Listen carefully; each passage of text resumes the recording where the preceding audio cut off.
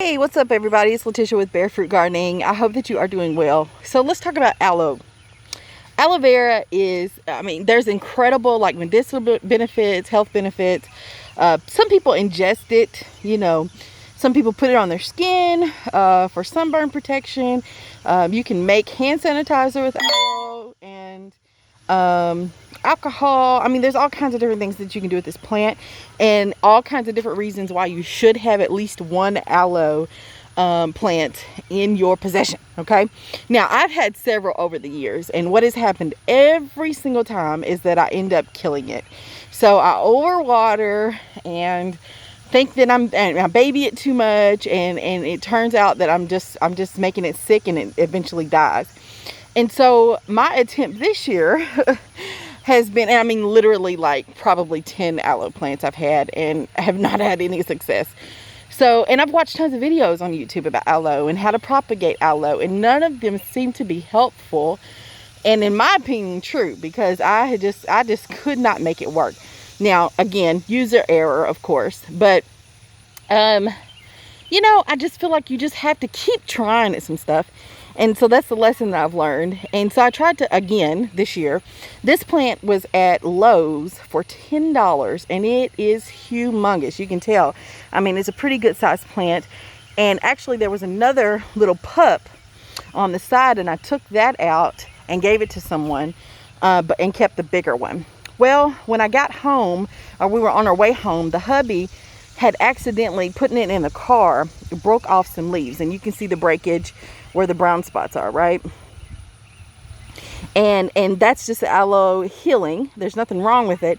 You can break it off, like, again, people break it off and use it in different ways, and it heals back like that. But I, again, watered it too much, and decided that I was just gonna, leave it alone. I said, okay, Letitia, you can't get the watering right with this plant. I don't know why it's so hard for me to figure out the water schedule.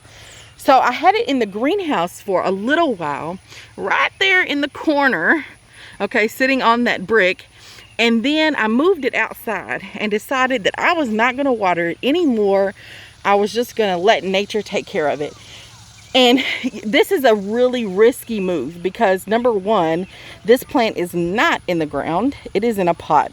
And when you container garden, you have to care for the plants just a little bit more than plants that are in the ground as far as watering and nutrition is concerned.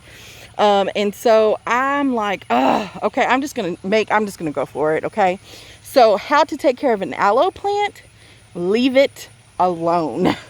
That has worked for me in the best way, at least this year. Okay, and so I water it every once in a while when I come by, but if it hasn't rained, or if it has rained, or like for a little bit there, we got rain for a good 4 or 5 days straight, I still left it.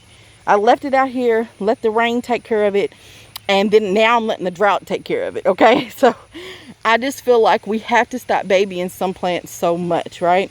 And it looks great. It looks great. It's not the prettiest thing ever, right? That's not that pretty, and I could probably cut that off, and then it'll heal over and look like, it'll look like that branch there, or I'm trying to find it, y'all. That branch, right? Just the browning.